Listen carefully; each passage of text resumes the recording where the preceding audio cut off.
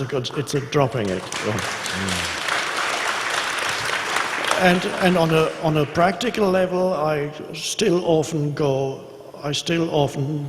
do my own shopping. I go to the supermarket. It's an ordinary life.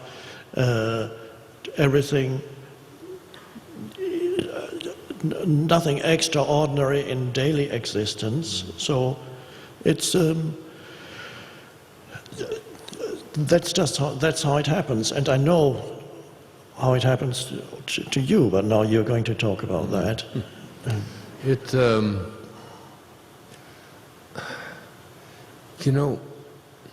You just get more comfortable with being alone, and because in the Course it says, if you knew who walked beside you at all times on this path that you have chosen, you could never experience fear or doubt again.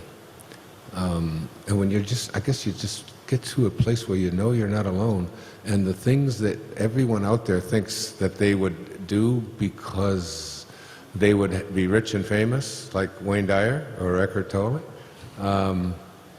when you get to that place, you don't want it. Honestly, you don't want it. I give away almost everything that I get, and I have children who are very willing to help me with that. 8 of them.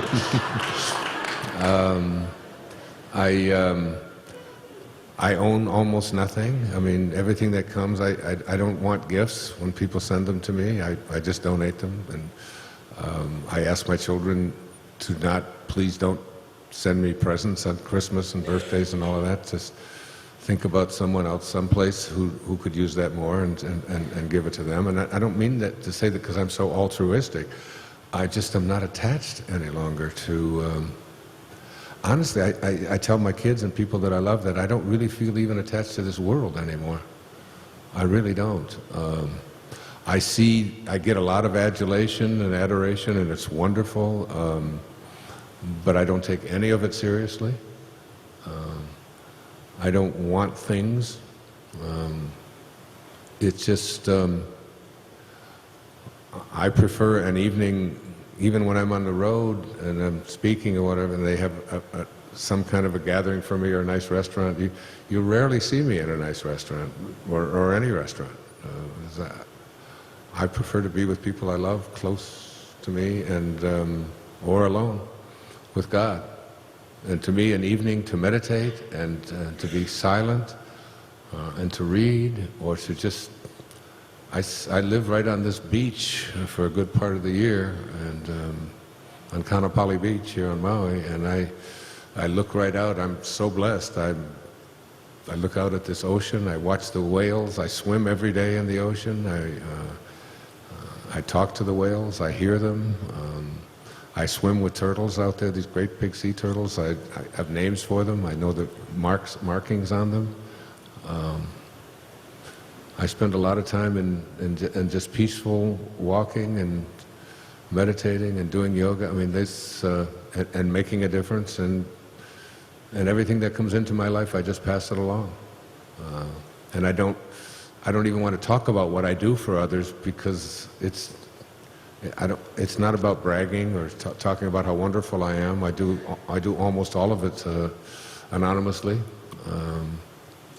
But it's just, I mean, you've spent a lot of time, I have too, over the years with Oprah Winfrey. I mean, she has said it many times that people like us who, I mean, she came out of the Deep South, poverty.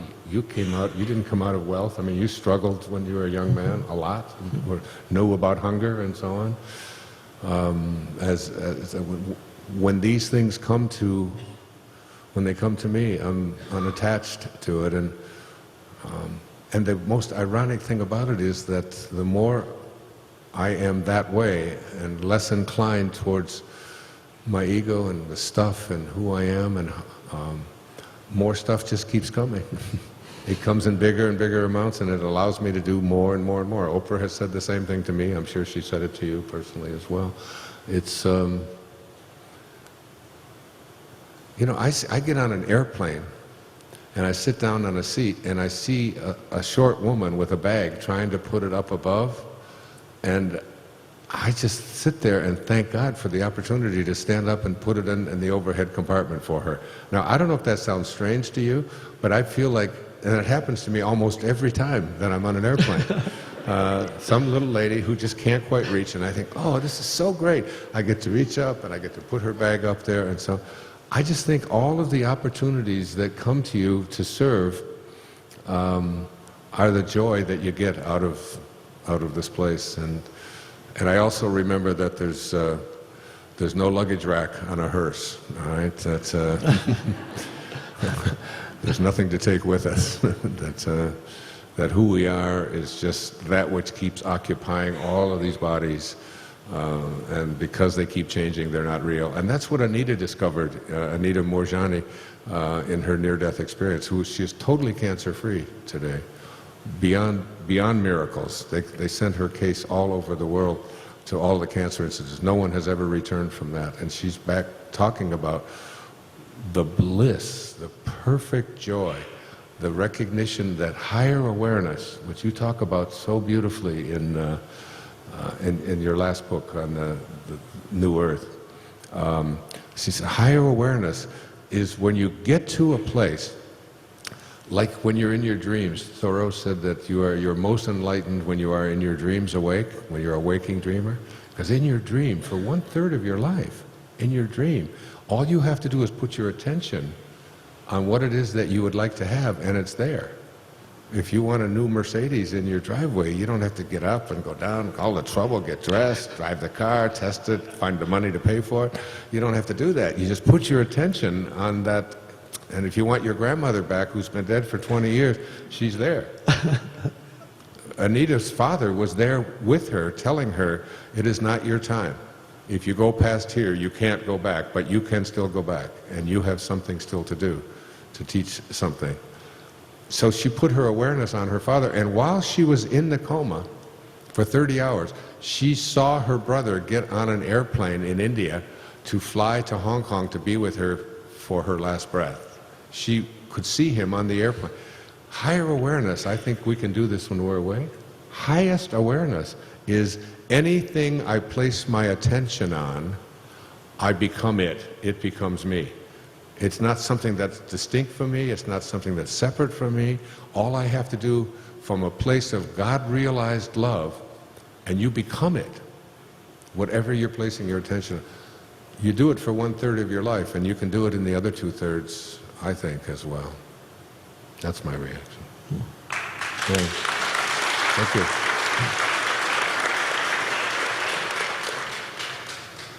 This questioner asks, I have contemplated what the meaning of life is, and I can't find it. There appears to be no real meaning or purpose to it, other than to enjoy it as much as you can. But at the end of it, your life is as insignificant as an ant's life or a blade of grass. And awakening does not happen for everyone, so awakening to self-realization cannot be the meaning either. Could you both please comment? That reminds me a little bit of the Old Testament book of Ecclesiastes, which starts, vanity of vanities, all is vanity. How that got into the Bible, I don't know. It's a beautiful piece of literature, and it's obviously written by somebody who's very tired of life and has seen it all and can't find any real meaning in it, because he's looking for meaning on the level of mental concepts. And if you look for meaning on the level of mental concepts, all you can find is transitional, temporary things, belief structures, belief systems even, that can be satisfying for a while, but sooner or later your belief system will clash with reality and will lead to suffering. So to look for the true meaning of life cannot be found. And at the beginning of our talk we mentioned Course in Miracles saying, your understanding is not a powerful contribution to the truth. And we also mentioned maybe I didn't mention, there's a Zen master, a little tiny Zen story to again illustrate this. The Zen master asks the disciple in their usual seemingly fierce way, "Do you understand Zen?" And the disciple says, "No, master, I don't." And the master says, "Neither do I." It's not, you can't get Zen through conceptual understanding, and you cannot find the meaning of life through conceptual understanding if you are able to relinquish your desire to understand conceptually and access that in you which is beyond concepts. Then you find the meaning of life, but you may not be able to say what it is. Yeah.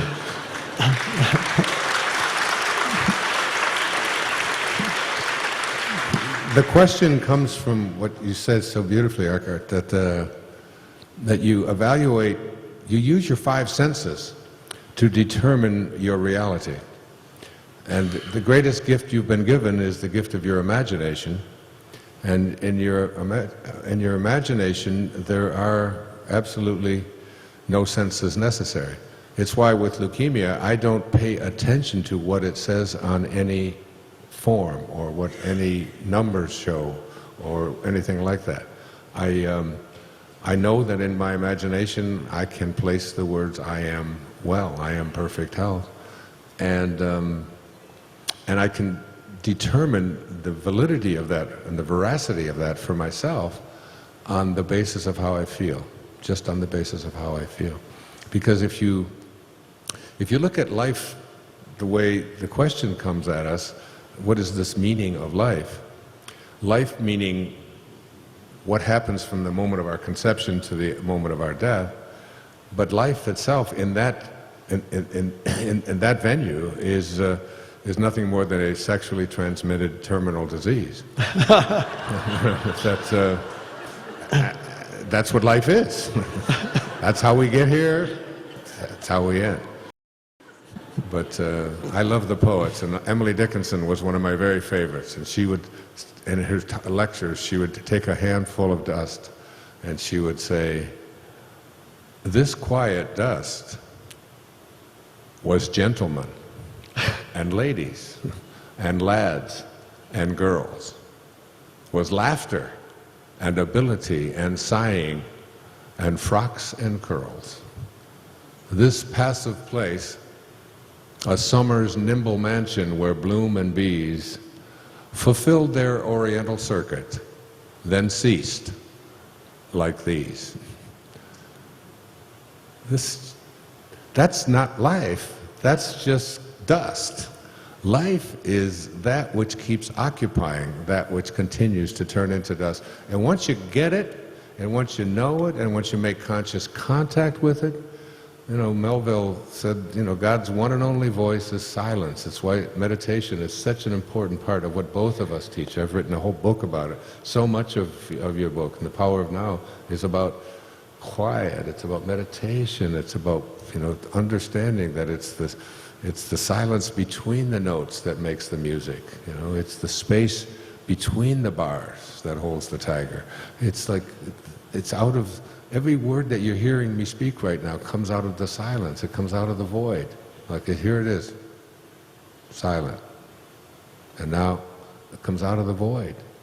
I remember interviewing the Red Hot Chili Peppers one time for something on VH1, and one of the drummer, Francione, I think, John Francione, something like that. His father was a judge down there, and he was a drug addict at one time. He was off of it at that time. And he said, when you're writing music, he said, the most important thing to remember is that all of it comes out of the silence, and the silence is more important than the note. You know, because if it's just all note, there's no music. Like, there's no music in that. You have to have pauses. And it's getting into the gap. You mentioned the gap between your thoughts. Yes. You know, that's where life is. And this is an illusion. apparently even if Deepak were here, he could talk about this. I can't, but apparently even the atoms, they flash in and out of existence. Exactly. So there's always the the nothingness and then form, formlessness, form. That's really, so the balanced life is to embody the two. Form, the temporary form, to recognize it as temporary, but still even love it as a temporary expression of the timeless one. So we don't need to despise it as some traditions do. You despise the body. Christianity did that. Sometimes even Buddhism occasionally in some traditions do it. But to appreciate the beautiful forms, but you can only really appreciate it when you can sense that which is beyond form, and then you recognize it in the other. There's a beautiful Christian way of saying that is to love they say to love the Creator in the creature. So the Creator really is the one formless being. So what you love in the other is ultimately, in true love, is ultimately always the formless. Right. The spirit. It's just, yes. And even, I mean, the words of Jesus again is, he said the flesh counts for nothing. He was talking about his own flesh as well. The flesh counts for nothing. It's the spirit that gives life. And when he said it is only through me that you will come to know the Father, he wasn't speaking about the flesh. He said it counts for nothing. He was speaking about the I am that is in him and all of us. And that is the me he speaks about. Yeah. That's the answer. I mean, we want a nice short answer, so we take an exam. What's the meaning of life? And here's the answer. If I had to give the short answer, it's just to treasure your magnificence and live as a God-realized being. We have just 2 more questions. Okay.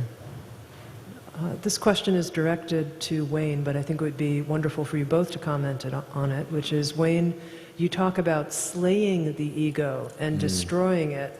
Is that possible, or is it even necessary? Can the ego be good too? I've just gone back and forth on this so much in my life. And the problem with me is that I have everything I feel I've written about. So it's all out there. Someone will say, you said this. And there was a long period of time when I said the ego's not worth defending, because to me it's an acronym for edging God out. So we just push God out of our lives and believe. I always say that when the baby is born, after 9 months of nothing for anybody to do, it's all taken care of by God or the Tao or Spirit or Divine Mind.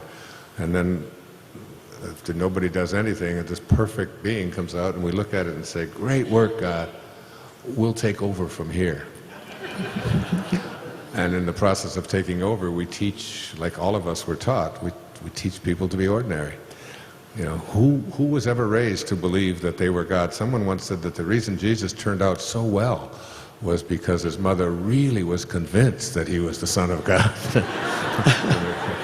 When you're a virgin out there having a baby, you're really convinced.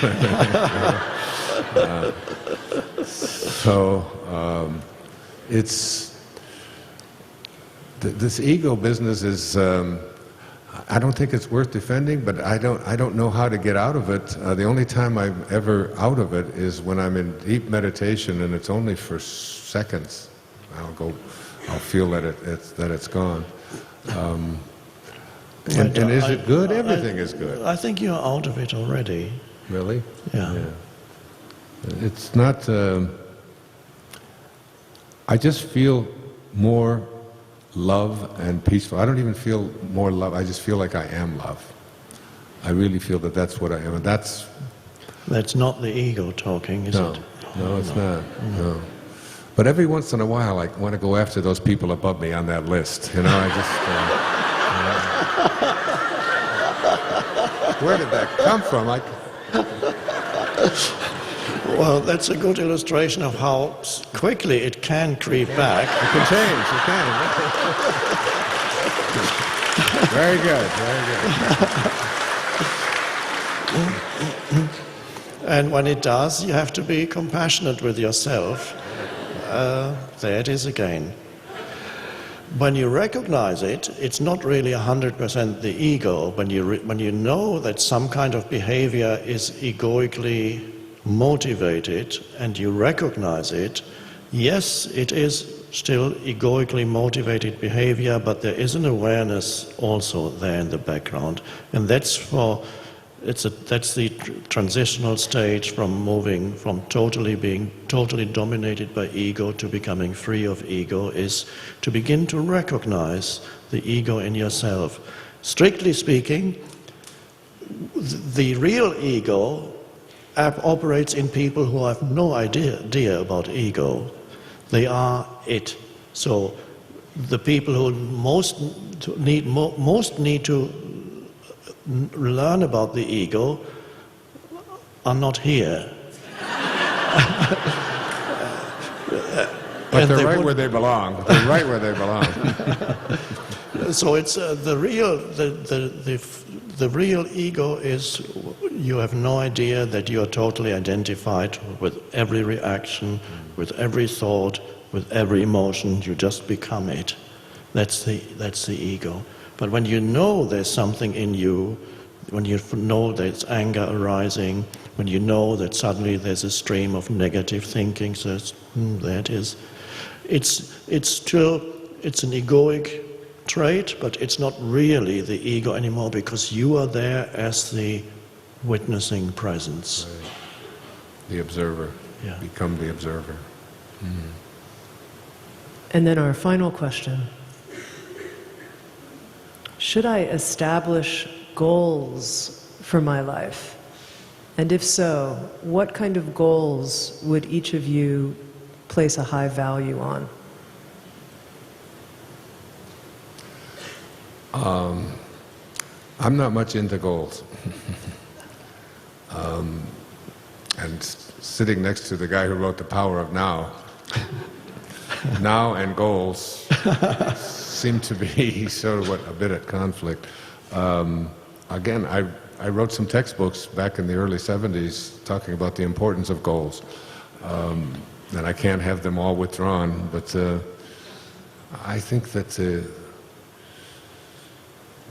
I watch my kids, and some of them are in college now, and some of them are out, and they're worrying about what they're going to major in, and trying to set a goal, and I tell them just to try to just enjoy every single moment and just let yourself be guided. I think it's great advice for parenting. It's just guide, then just step aside and recognize that all of us have the anchor of the universe located within us. That's what Lao Tzu said. It's in every single one of us. And let yourself be swept with it. Let yourself be taken by it, rather than getting your individual ego in there saying, well, this is what I'm going to do. And it's like Arthur Miller, the great playwright, he was asked a question at an interview with the New York Times. He was 91 years old, and they said to him, are you working on another play? And he said, I don't know. He said, but I probably am. And I understood exactly what he meant. I mean, I just finished writing a book that I put a year of my life into, This Wish is Fulfilled. And last night, I called the president of Hay House, my best friend, Reed Tracy, and I said, there's an idea germinating inside of me that I think will ultimately become a book. I don't know even quite, I just know it's starting to excite me. And I've often been called the father of motivation all over the world. They've got this title they put next to me, and I always say, if I have to be the father of anything other than the 8 children that I have, I would choose to be the father of inspiration, because I think it's the reverse of motivation. Motivation is when you get a hold of an idea and you take it where you believe that you can take it with your goals, and any obstacles that come along, you're going to plow through them, you're going to make this thing happen. And that's motivation. You get a hold of an idea. Inspiration is an idea gets a hold of you, and it takes you where you were intended to go even before you were ever conceived. I can't imagine you as a little boy in Germany were thinking about being one of the most famous authors in the world. I mean, and how it all comes about, and what's going to come next for you, and like you said, I don't even know what words are going to come out next. It's for me, it's just being completely immersed in the now and surrendering, just like turning it over. That's just what I do. I turn it over, and the most amazing things happen when you turn it over. That's when God comes into your life. That's what Carl Jung called synchronicity. You have almost like a collaboration with fate. You're letting it all unfold. In the midst of your writing, I don't know if it happens for you, but there'll be something I'm not sure or whatever, and all of a sudden I'll go to the mail, or somebody will pick up the phone, and it'll be right there. And it's like, after a while, you start to almost count on it. You start to realize that you don't have to do anything. You can just let it come to you. Yes. So I don't think you can be totally free of goals. Like, I have to go to the bathroom. So I'm going to have a goal to go to the toilet, So I don't think I can get totally out of that goal place. But by and large in my life, I just let it be. I think the Beatles had it right. When you find yourself in times of trouble, Mother Mary comes to me, speaking words of wisdom, let it be. Let it be, let it be, let it be, let it be. There will come an answer, let it be. I don't know, that's my theme.